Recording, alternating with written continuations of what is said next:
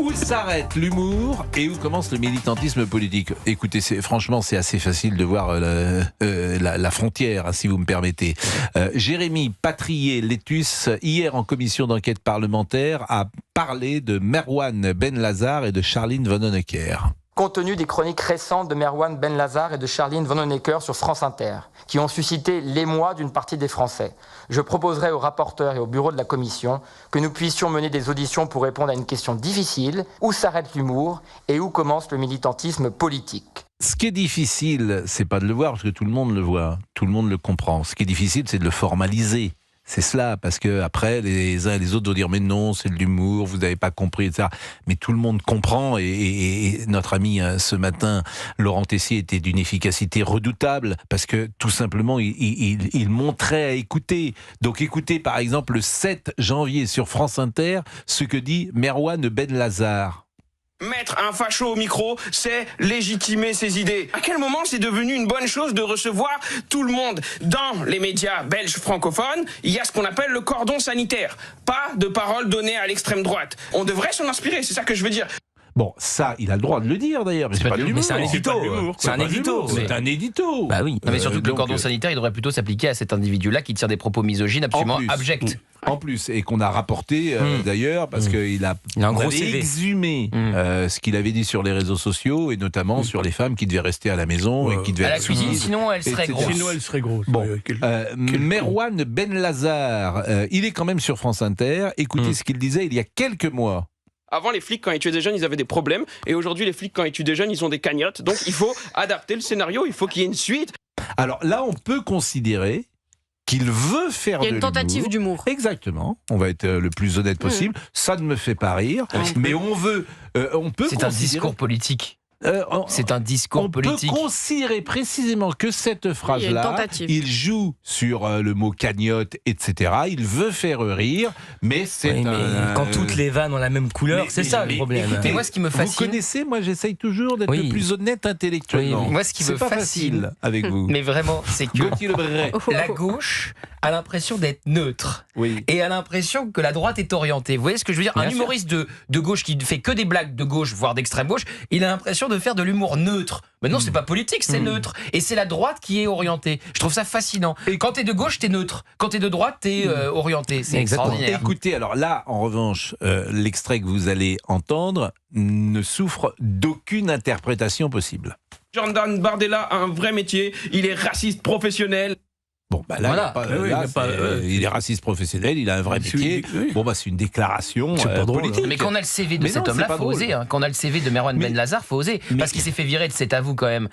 Et Rachida Dati avait mis une pression très forte. Mais il est sur France Inter. Mais il est sur France Inter. Et qu'est-ce qu'il avait dit sur Rachida Dati? C'était pas du racisme quand il avait dit je savais que j'allais me faire virer, mais je pensais pas que j'allais me faire virer par une arabe. Ah oui. Ça, c'est pas tendancieux, ça. Alors là, vous voyez encore, on peut considérer qu'il est dans le cadre de son métier d'humoriste. Ah bon. On peut. Vous voyez, moi je pense que c'est un idéologue. Non mais la frontière est fine quoi. Mais alors avec Merwan Ben-Lazar, la frontière elle est franchie depuis très très longtemps. Les propos misogynes, il n'y a aucun humour. Hein. Là, par exemple, on peut même considérer, pourquoi pas, qu'il y a une volonté. Alors après, on rit, c'est subjectif. Voilà. De toute façon. Mais c'est quoi l'idéologie de ce monsieur? Mais c'est quoi l'idéologie? Je n'en sais rien d'ailleurs, mais en revanche, c'est un homme qui... Moi, j'ai une petite idée. Non, mais moi, je n'en sais rien son idéologie, mais manifestement, il attaque les gens de droite et le clan... Et les femmes, je ne pense pas que ça s'arrête là. Mais c'est je ne pense pas que ça soit qu'une idéologie d'extrême gauche. On va continuer. Quand on remet les femmes à la cuisine et qu'on dit qu'elles sont grosses si elles le quittent. Pour le président de la commission d'enquête. On va continuer, cher ami. On va continuer. Ça veut dire ça vous ennuie pas. C'est la pause. Si vous voulez continuer... Après la pause. Oui, d'accord. Si vous voulez continuer à être payé, on va écouter un peu de publicité. Il a un mariage à payer. Je viens gratuitement, donc. Oui, bien sûr. Oui, 16h57. Vous êtes bien seul. 16h57. Avec la frontière, c'est simplement effectivement qu'on pourrait rire. La difficulté, je trouve, de tous ces humoristes, c'est souvent que ce n'est pas drôle. Je les trouve un peu hargneux. Je les trouve pas très légers. Je trouve pas qu'ils ont un talent fou. Alors c'est vrai que c'est dur le talent. Il y a tellement de de gens qui s'essayent au stand-up, il y a trop de comiques peut-être, et très peu sont drôles, effectivement, pour un Desproges, pour un Coluche, pour un Gad Elmaleh aujourd'hui. Il y a une foultitude de gens que je trouve vraiment pas drôles, mais c'est tellement difficile, en même temps, de monter sur scène et de vouloir faire rire. Regardez, dans la génération des cinquantenaires, des quinquas, des sexagénaires, qui vraiment fait l'unanimité? Valérie Lemercier, Gad Elmaleh, Harry Habitant. Harry Habitant qui est plus jeune, Elie Semoun, que je trouve vraiment très, très drôle, Les Inconnus, bien évidemment, Florence Foresti. Florence Foresti, Muriel Robin, Alain Maloff. J'aime bien. Oui.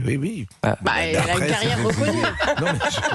C'était excellent. J'ai rien contre, mais je veux dire, vous avez Non, mais elle a une vraie carrière. C'est tellement difficile de faire rire sur scène et de monter sur scène et d'avoir du talent que moi-même qui n'ai jamais fait ce genre de job, je bénis ceux qui le font, qui essayent de nous faire rire et je leur dis bravo. Le sujet, Pascal, c'est pas qu'il soit drôle ou pas drôle. Le sujet, c'est leur métier quand même. Non, le sujet, c'est que c'est pas à nous de payer Merwan Benlazar avec nos impôts. Non, mais ça, vous avez raison. Je ne veux pas payer ce mec.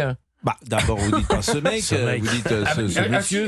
Alors, ce mec, c'est gentil par rapport à son CV, parce que je pourrais utiliser d'autres qualificatifs. Et j'en ai toute une. Charline Vanhoenacker. Charline Vanhoenacker, par exemple, elle est militante, c'est son droit. Mais effectivement, bien sûr que c'est son droit. Mais elle est plus militante qu'humoriste. Écoutez ce qu'elle disait sur France Inter. D'ailleurs, en fait, ça n'a jamais encore été fait, ça, je crois, une version à colorier de Mein Kampf. Non, je crois pas, non. Si Netanyahou avait fait plus de coloriage quand il était petit, ça lui aurait peut-être appris à pas dépasser sur le territoire des autres. Alors, je sais bien que le rire est subjectif. Charline Vanhoenacker ne m'a jamais fait rire. Jamais je l'ai trouvé drôle. Alors, j'imagine que certains la trouvent drôle, puisque... Elle est même gênante, hein. Mais moi, je ne l'ai jamais trouvé drôle, mais je vous dis, j'imagine qu'il y a des gens qui m'écoutent et qui nous écoutent. Mais dans la salle de France Inter, on entend toujours des rires, donc je me dis peut-être qu'ils se concertent avant. Oui, c'est des rires gauchistes. Oui, mais en plateau, tu ris quand même. T'as un humoriste devant toi, tu aides un petit peu l'humoriste, tu ris, ça c'est normal. C'est pas faux. Regardez au blague d'Olivier Guénec. Oui, c'est vrai. Regardez-moi, quand je dis des petites choses, vous avez la gentillesse et la délicatesse alors qu'on comprend même pas la blague. De sourire. Charline Vanhoenacker, elle a tenu combien de chroniques quand elle a fait de la télé sur France 2 dans l'émission politique? Pas très longtemps. Mais c'est ce que lui avait dit Pas Thierry très Ardisson. longtemps, absolument. Parce que Thierry Ardisson C'était très gênant, très malaisant. Lâché entre guillemets, parce que et comme elle n'a pas beaucoup de répartie, parce que ces gens ils sont très forts quand ils sont tout seuls. Mais oui, parce que là tu ne les entends plus, tu ne les entends plus. Lui dit est-ce que vous voulez réagir? Elle dit non. Mais non, parce qu'elle ne pouvait pas. Mais parce que attention, t'as Ardisson devant toi. Vous savez qui c'est, Ardisson? Quand vous l'aviez devant lui, devant vous, c'était impressionnant. Bien sûr, c'était parce qu'en fait, Ardisson, il a beaucoup de talent. C'est ça la réalité. Certains ont su lui répondre, comme Sarah Salman, par exemple. Beaucoup de culture. Elle a eu un excellent échange avec Thierry Ardisson, Sarah Salman. Mais évidemment. Donc quand on a les qualités rhétoriques pour lui répondre. Merci, Gauthier. Mais parce que Sarah, vous êtes brillante, intelligente, douée. Merci, c'est pas souvent que vous me faites un compliment. Et que vous avez du caractère, c'est intéressant. Et de la répartie. Et de la répartie, bien sûr, Sarah. Et vous savez l'amitié et la tendresse que nous avons pour vous. Merci. Charline Vanhoenacker, quand elle parlait de Trump sur France Inter. On a d'un côté une féministe progressiste, humaniste, pro-LGBT, et de l'autre un misogyne, conservateur, raciste, homophobe. Bon, ça, c'est pas drôle. C'est un édito. Non, et puis si elle veut trouver des misogynes, elle aura son copain, Merwan Benlazar, dans les couloirs de France Inter. Elle pourra lui en parler. Et pour terminer, écoutez ce qu'elle disait sur le média vert. Il est possible qu'on vive une vague très réactionnaire parce que de toute façon elle arrive de l'Est et de l'Ouest, mais on résistera parce qu'il faut... potentiellement on peut perdre une bataille là, mais il faut qu'on perde avec panache. Bon, alors, elle est engagée politiquement, elle pense que le Rassemblement national est un danger pour la France, pourquoi pas. Elle étiquette tout le monde d'extrême droite, alors elle va mettre ses news, évidemment, Europe 1, le RN, tout ça. Merwan Benlazar, il est d'extrême droite, il veut mettre les femmes à la cuisine sinon elles sont en baisse. Mais au-delà de ça, la présidence, cette commission d'enquête sur l'audiovisuel public, j'ai l'impression vraiment qu'elle marquera. Oui. Et elle marquera pourquoi? Parce qu'il y a une révélation. Quelqu'un qui crève l'écran, c'est effectivement Charles Lalonde, parce qu'il est exceptionnel. Mais on a un président qui vient de se réveiller là. Hein. Oui, vous avez parfaitement raison. Non, mais il faut le saluer. Il s'est complètement réveillé. Ouais. Mais il est devenu, je trouve, Charles Lalonde, un personnage en quelques jours. Parce que pourquoi? Parce que il a des qualités, parce qu'il est intelligent, parce qu'il est travailleur, parce qu'il est informé, parce qu'il est clair, parce qu'il est méthodique, parce qu'il est structuré, parce qu'il est calme, parce qu'il est imperturbable, parce qu'il est courtois, et que contrairement, exactement. ouvertement et contrairement à ses collègues, il donne le sentiment de ne jamais avoir peur de rien ni de personne. Voilà. Il fait honneur à l'Assemblée nationale. J'ai eu peur que vous arrêtiez au milieu d'une phrase et j'ai eu peur qu'il vous soit arrivé quelque chose. Il réhabilite. Mais non, mais c'est vrai, mais il est remarquable. Et vous avez vu Libération ce matin, vous avez vu les coups qu'il reçoit, vous avez vu comment réagit l'ensemble de l'espace médiatique. On va écouter Quotidien hier soir. Monsieur Julien Belvert, qui a attaqué le président de la commission. Il a attaqué le président de la commission, Jérémy Patrier-Létus. Parce que la poutre tremble, mesdames, messieurs. Écoutez l'émission Quotidien hier soir. Donc il est flic ? Oui, voilà. Alors déjà, on peut ne pas être d'accord avec ce qu'a dit évidemment cet humoriste, mais de là à le convoquer à l'Assemblée nationale pendant cette commission d'enquête, c'est quand même hallucinant. Vous n'êtes pas le président d'un tribunal de l'humour ou un tribunal de la censure. Vous êtes le président d'une commission d'enquête parlementaire qui décidément a de sacrés spécimens à sa tête. Vous vous rendez compte le terme qu'il emploie Spécimen. Spécimen, c'est injurieux, hein. Vis-à-vis de parlementaires, c'est vraiment injurieux, quoi. Oh, injurieux, en tout cas, c'est pas convenable, mais c'est de dire qu'on est un spécimen, c'est pas non plus une insulte. Le problème, c'est que aujourd'hui, tout le monde. Si vous êtes un spécimen du journalisme. C'est un compliment. Écoutez, franchement, par rapport à ce que j'entends, c'est un compliment. C'est léger. J'entends sur moi, c'est la chose la plus légère que j'ai entendue ces derniers temps, si vous me permettez. Ouais. Que dites-vous, Est-ce que je peux ajouter quelque chose sur les humoristes ? Oui. On remarque que tous les humoristes sont de gauche, etc. Mais est-ce que vous savez comment ils sont recrutés, par exemple à Quotidien ou par exemple sur France Inter ? Non. C'est des humoristes qui sont dans les comédie clubs parisiens, C'est vrai.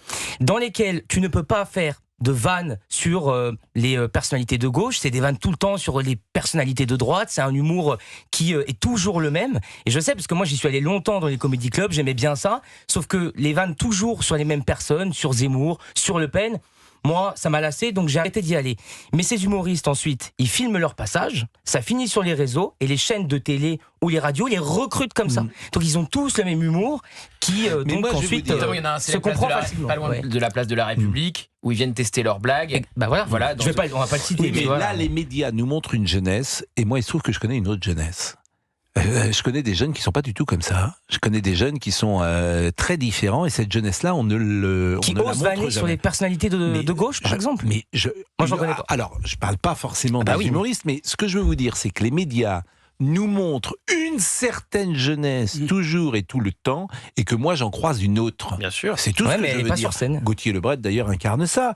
Oui, Jules mais- Torres, il a 25 ans, il On incarne parle ça. pas du même métier. Mais Non, mais vous parle il veut des- dire qu'il y a une autre jeunesse qui existe. je dois m'exprimer mal de temps en temps. Non, moi parce j'ai qu'on compris, comprend j'ai pas. compris. Non, mais On j'ai a bien- tous compris. Hein. Mais ce que je veux vous dire, c'est que cette jeunesse-là qui rit à ces humoristes-là, je l'entends, elle doit exister, mais il y a aussi une autre Bien jeunesse, sûr. cette autre jeunesse, par exemple, qu'incarne notre ami Gauthier, qui, effectivement, on la montre peu.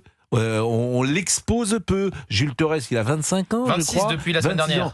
Moi, je suis, effectivement, c'est un garçon qui est particulièrement doué, qui est journaliste chez nous, mais qui paraît d'une autre culture, d'une autre fibre. Et d'une à autre... son anniversaire, il y avait des jeunes aussi Mais voilà. qui lui ressemblaient, qui nous ressemblaient. C'est C'est-à-dire que, tout ce que je veux dire. effectivement, et puis je pense même Tout qu'il y le a... monde n'est pas wokiste, non. Voilà. Et je pense même qu'il y a une jeunesse qui en a tellement marre du politiquement correct, des woke, de cette chape de plomb qui pèse sur les universités, qui se réveille contre tous ceux qui sont en plus, à mon avis, très minoritaires, qui veulent imposer une nouvelle censure. Bah, moi, j'attends des jeunes humoristes qui ont une sensibilité de droite. Moi, j'en connais pas. Mais tu Ou sais une pourquoi sensibilité Mais tu neutre. sais pourquoi Parce qu'ils n'ont pas la place pour s'exprimer. Tu l'as dit toi-même. Bah voilà. Il y a très peu C'est d'antennes ça. qui les recrutent. Voilà. Il y en avait un, Gaspard Proust. Voilà, je pense à Gaspard Proust qui avait ce courage-là. Nicolas Bedos à une époque dont on n'est pas couché, qui faisait pas du tout un humour de gauche. Mais effectivement, il faut encore leur laisser les antennes pour pouvoir s'exprimer. Et le faut avoir service du public courage le fait aussi. pas, ça Ouais. c'est sûr.